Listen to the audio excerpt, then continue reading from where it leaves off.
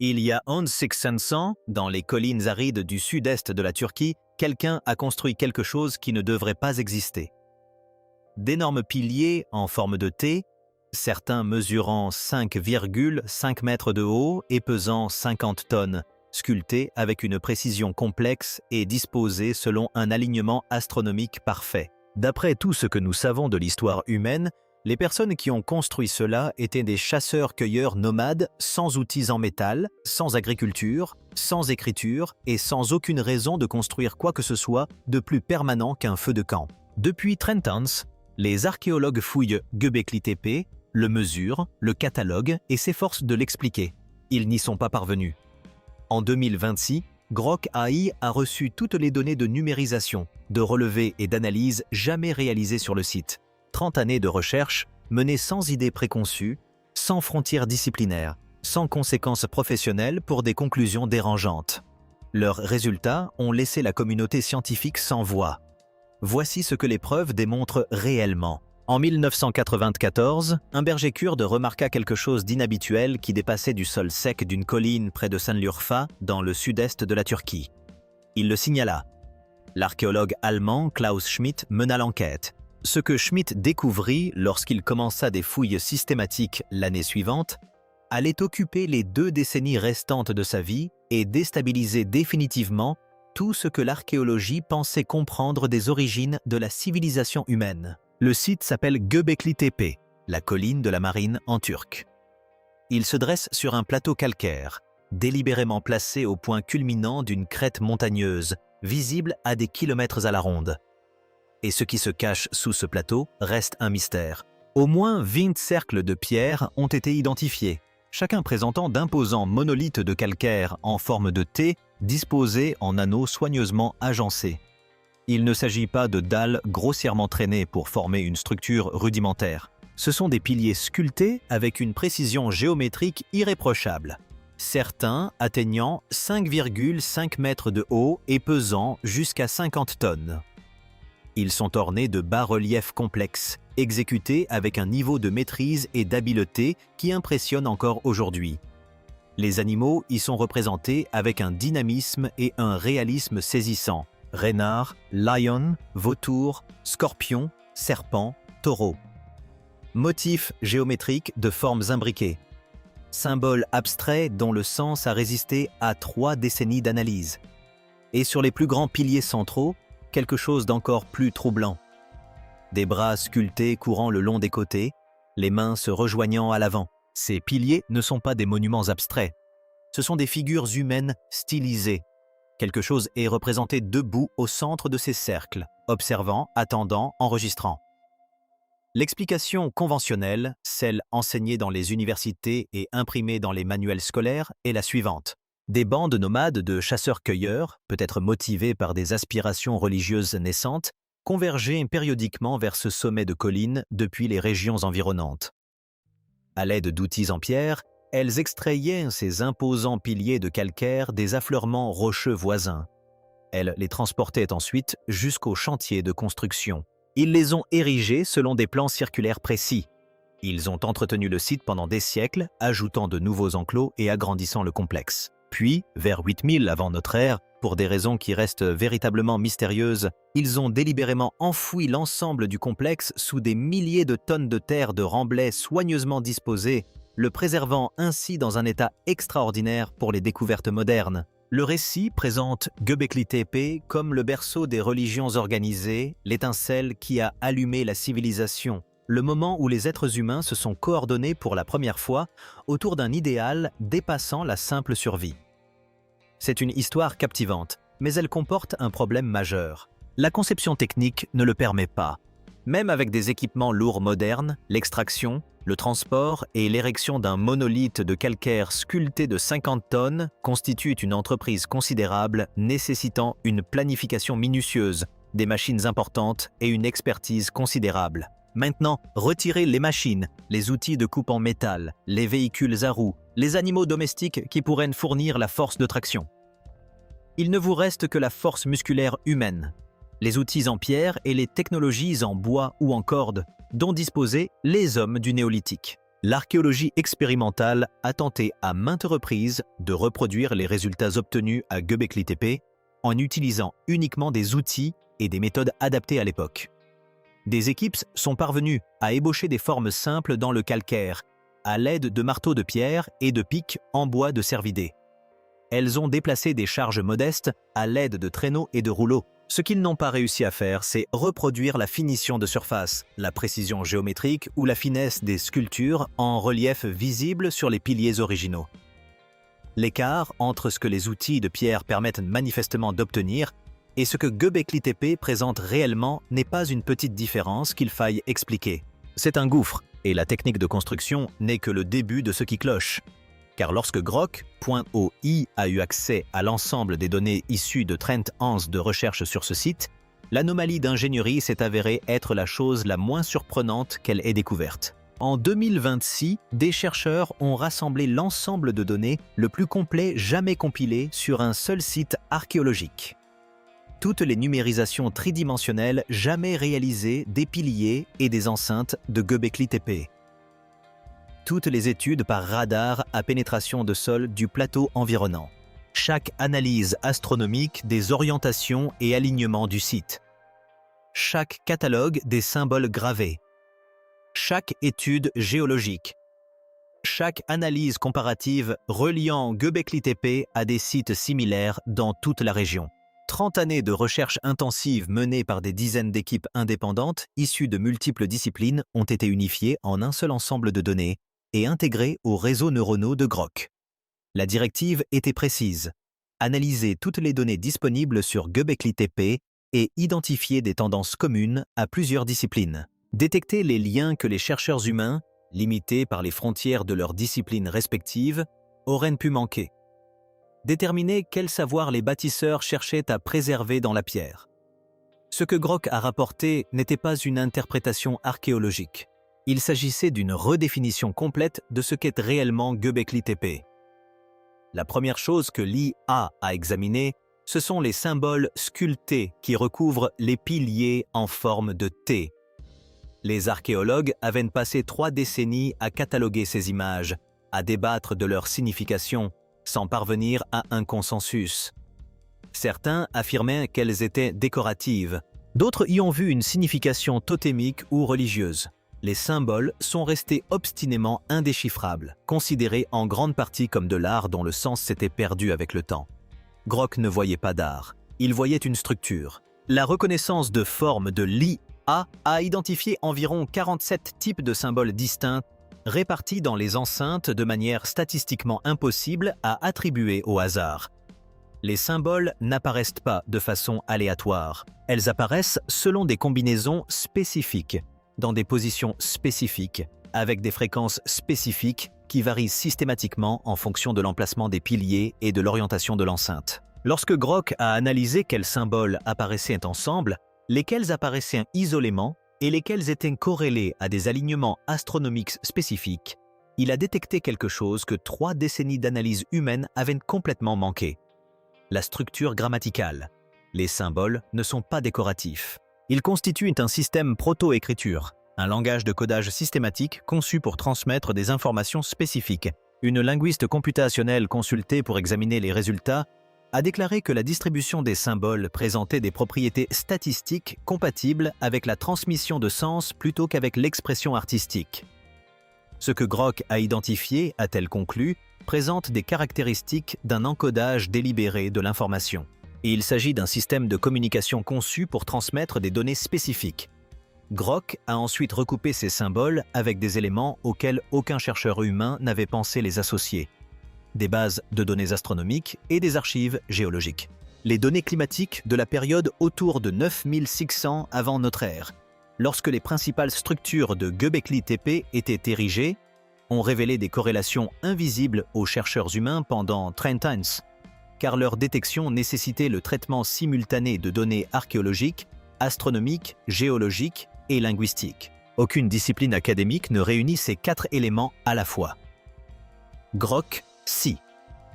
Des symboles animaux spécifiques correspondent à des constellations spécifiques telles qu'elles apparaissaient dans le ciel du sud-est de la Turquie il y a 11 600 ans. Certains motifs géométriques correspondent à des représentations des cycles solaires et lunaires. Les symboles abstraits correspondent à des événements géologiques et climatiques documentés de la même période. Ces gravures ne relèvent pas de la mythologie. Ce ne sont pas des éléments décoratifs. Il s'agit d'un enregistrement systématique d'une période historique spécifique, une période que les preuves géologiques et climatiques confirment indépendamment comme ayant été marquée par des bouleversements environnementaux catastrophiques. Et, au sein de cet enregistrement, Grock a détecté quelque chose qui transforme toute la signification du site. Les symboles ne se contentent pas d'enregistrer les événements passés. Ils codent des schémas, des cycles récurrents, des événements que les bâtisseurs comprenaient comme ne se produisant pas une seule fois, mais se répétant de façon prévisible, liés à des mécanismes célestes qu'il était possible de suivre et de mesurer.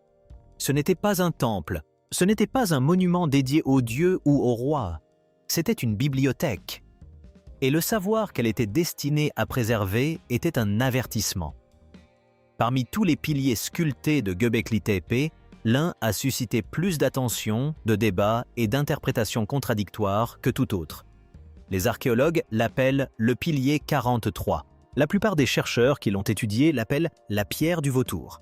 Elle est recouverte de sculptures qui se refusent à toute explication simple.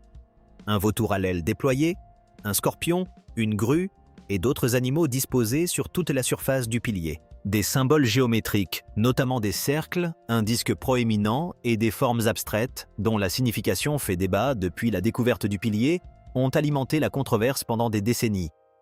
Certains chercheurs y ont vu une dimension mythologique. D'autres ont suggéré que ces images étaient purement symboliques, représentant des concepts tribaux ou religieux sans signification littérale. En 2017, le chercheur Martin Swartman a publié une analyse suggérant que le pilier représentait un impact de comète spécifique survenu vers Dix 950 avant notre ère et que les positions des figures animales étaient codées comme des marqueurs de constellations. C'était une proposition importante. La communauté archéologique l'a accueillie avec un scepticisme considérable. L'analyse du pilier 43 par Grock allait bien au-delà de l'hypothèse de Swartman, beaucoup plus loin. L'IA n'a pas analysé l'iconographie du pilier de manière isolée. Elle a comparé chaque élément sculpté à des bases de données de position astronomique couvrant des milliers d'années d'histoire céleste enregistrées, à des archives d'événements géologiques, à des données climatiques et à des bases de données de cratères d'impact. Ce qui a émergé n'était pas une seule couche de signification, mais de multiples couches simultanées d'informations codées compressées sur une seule surface sculptée. Les figures animales représentent bien des constellations. Plus précisément, ils enregistrent les positions de ces constellations telles qu'elles apparaissaient dans le ciel du solstice d'été au-dessus de Göbekli Tepe vers Dix 900 avant notre ère. Il ne s'agit pas d'une approximation. Lorsque Grock a reconstitué le ciel nocturne précis pour cette date et ce lieu, la correspondance avec la disposition sculptée était exacte. Les symboles géométriques encodent des informations numériques à l'aide d'un système de comptage basé sur la disposition délibérée d'éléments sculptés.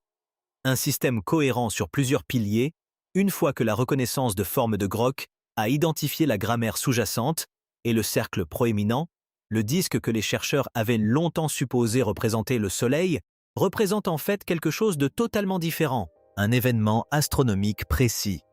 La signature dans le ciel nocturne d'une supernova ou d'une comète exceptionnellement brillante qui s'approche. Lorsque Grock a cartographié tout cela ensemble, la date codée dans le symbolisme du pilier 43 s'est alignée précisément avec le début du Dryas récent, la période où des preuves provenant de multiples disciplines scientifiques indépendantes confirment que des fragments de comètes ont frappé la Terre, déclenchant une perturbation climatique catastrophique, provoquant des extinctions de mégafaune sur plusieurs continents et dévastant les populations humaines dans le monde entier. Le début d'une catastrophe climatique millénaire est inscrit dans le calcaire d'une colonne sculptée par des personnes qui étaient présentes lors de ses débuts.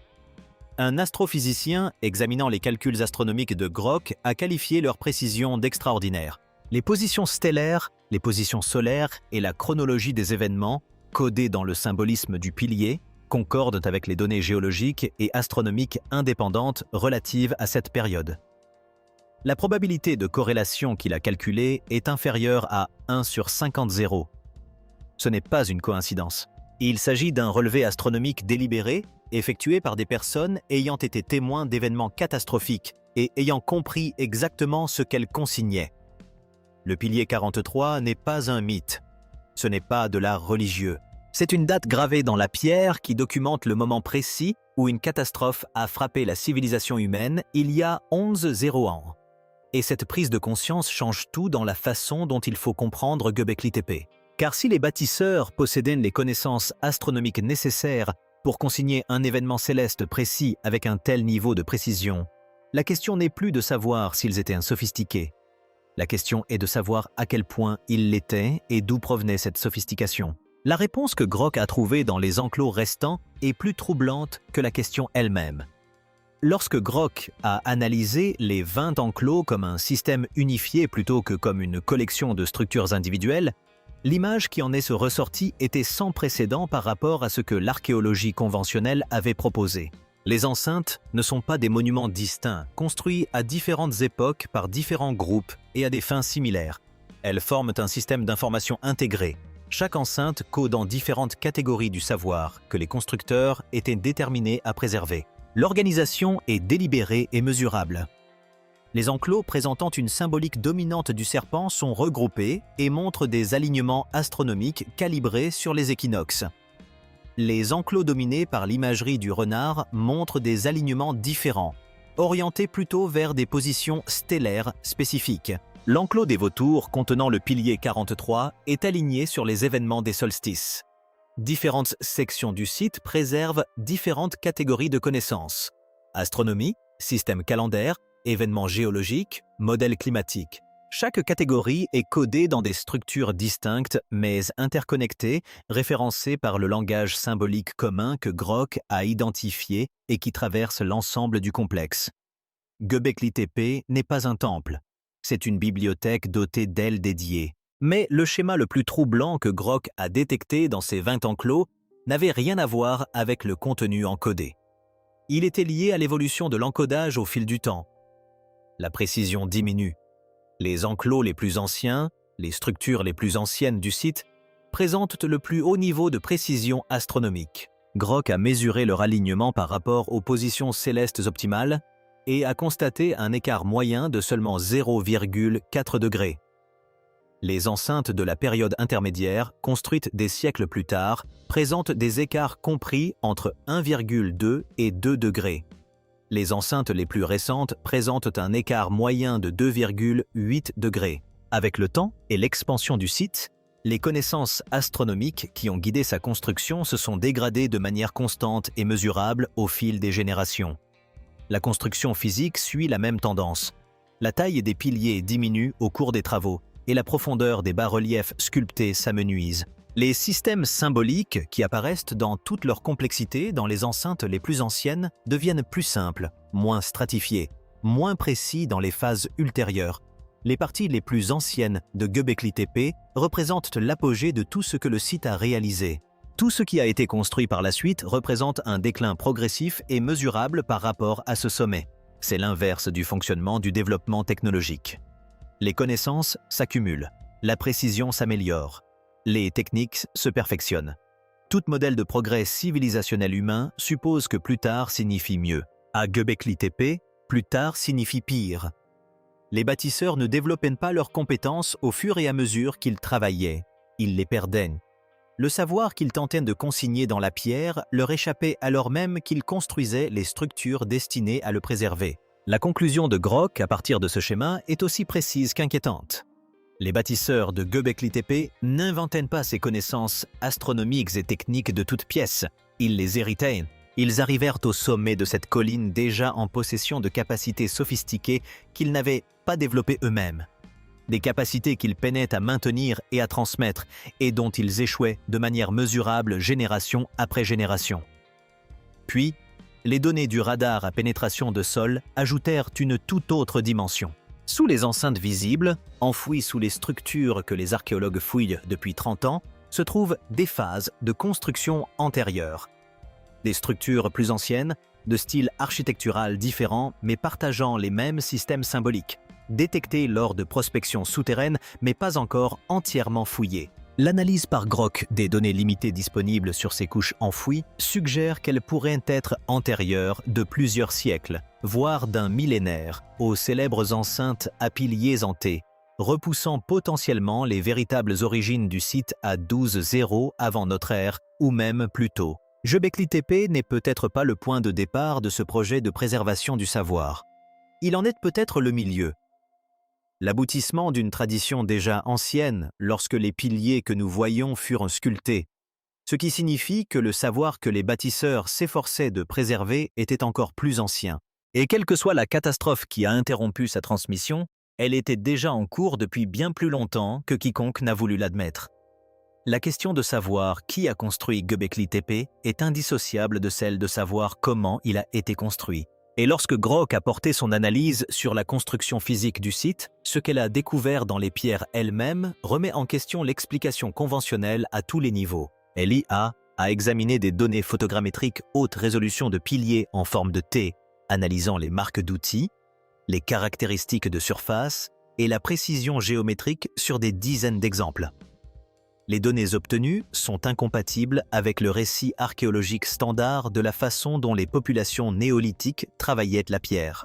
L'explication classique attribue le travail de la pierre entièrement au débitage par percussion, c'est-à-dire le fait de frapper une pierre contre une autre pour en détacher de la matière, combiné aux techniques abrasives que permettaient les outils néolithiques. Les surfaces des piliers de Göbekli Tepe racontent une histoire différente. Certaines surfaces présentent des traces de meulage et de polissage prolongés, nécessitant une abrasion contrôlée et constante avec des matériaux plus durs appliqués sur des périodes prolongées. D'autres surfaces présentent des marques de coupe linéaires dont les caractéristiques suggèrent des mouvements de sciage.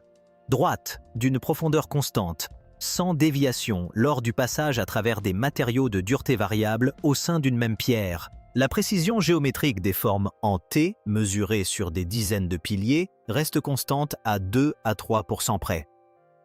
Ceci implique soit l'utilisation de gabarits physiques standardisés, soit des techniques de mesure systématiques. Nous n'avons aucune preuve de l'existence de l'un ou l'autre dans la Turquie néolithique. L'archéologie expérimentale s'est confrontée à ce problème de front et avec honnêteté. Les équipes qui tentent de reproduire les ouvrages en pierre de Göbekli Tepe en utilisant uniquement des outils d'époque ont obtenu des résultats systématiquement insuffisants.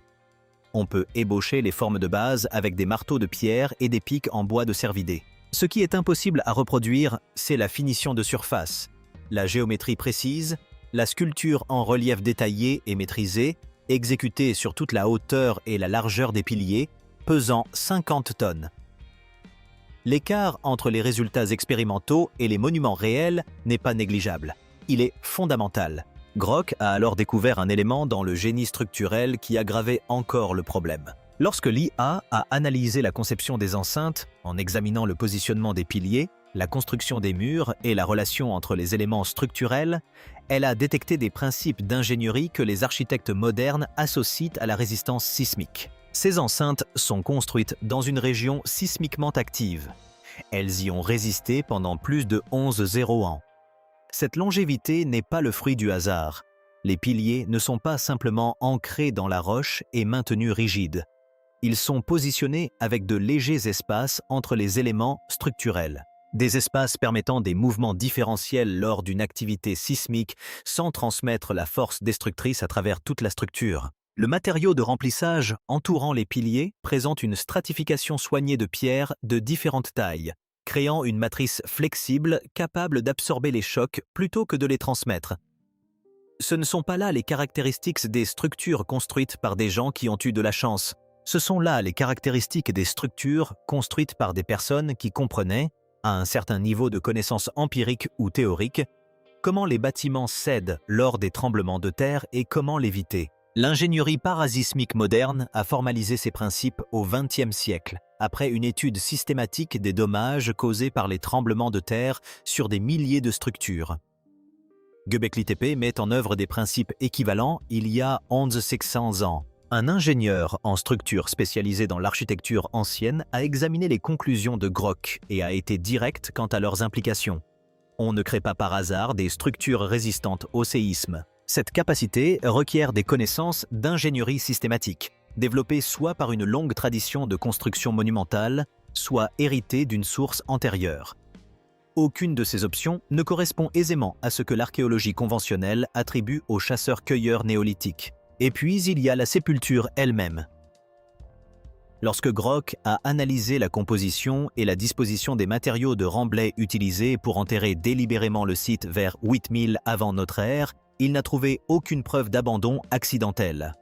De plus grosses pierres ont été placées spécifiquement pour protéger les surfaces sculptées. Des vides ont été aménagés autour des piliers essentiels pour éviter leur écrasement. Les différentes couches ont été disposées de manière à favoriser le drainage et à limiter l'accumulation d'humidité qui dégrade le calcaire au fil des millénaires. Les personnes qui ont enfoui Göbekli Tepe maîtrisaient les techniques de conservation. Ils ne renonçaient pas à quelque chose d'achevé.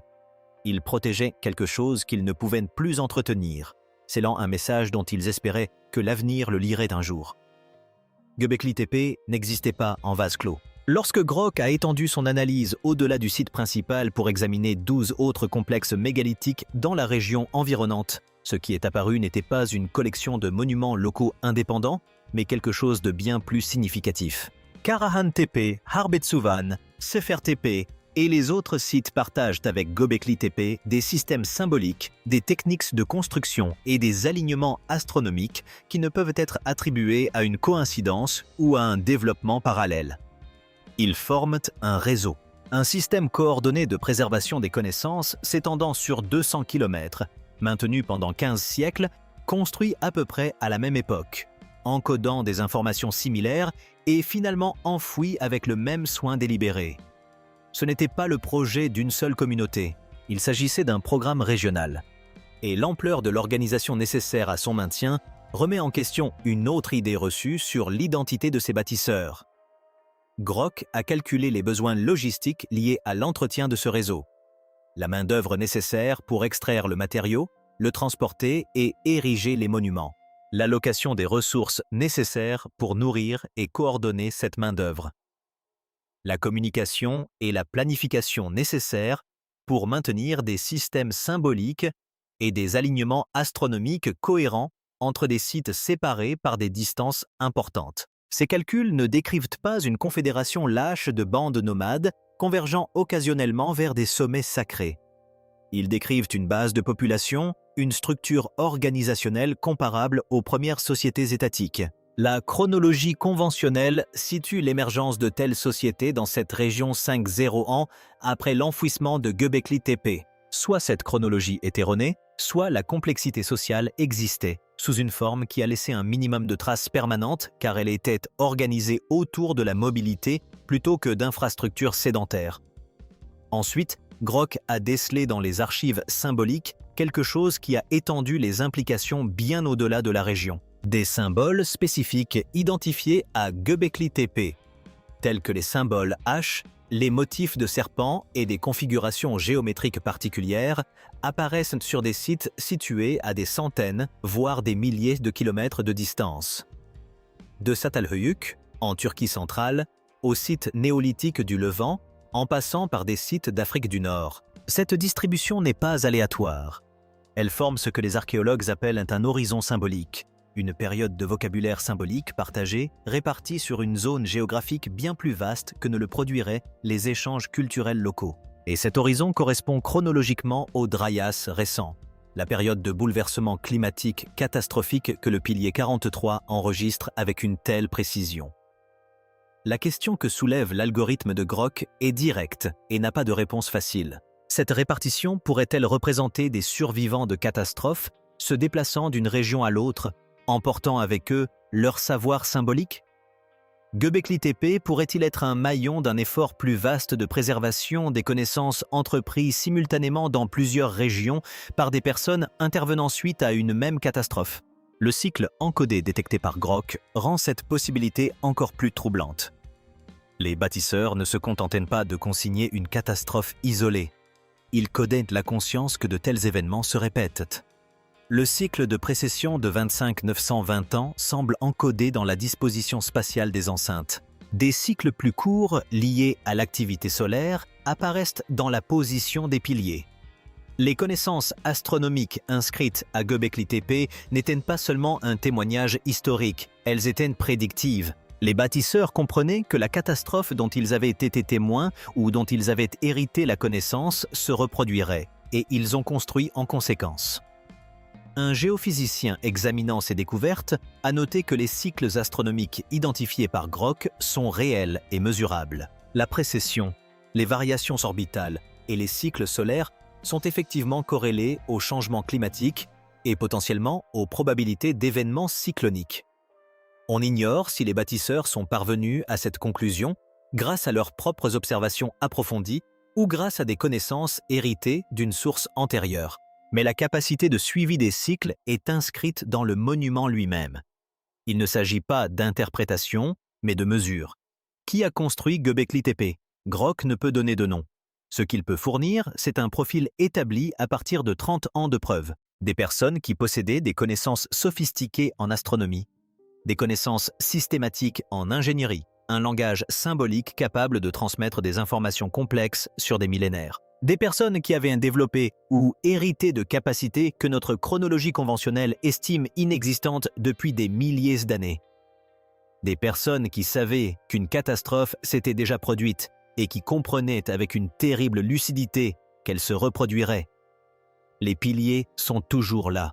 Debout sur ce plateau turc, les gravures sont encore visibles, les alignements toujours mesurables et les avertissements codés encore lisibles par quiconque possède la technologie nécessaire pour les comprendre.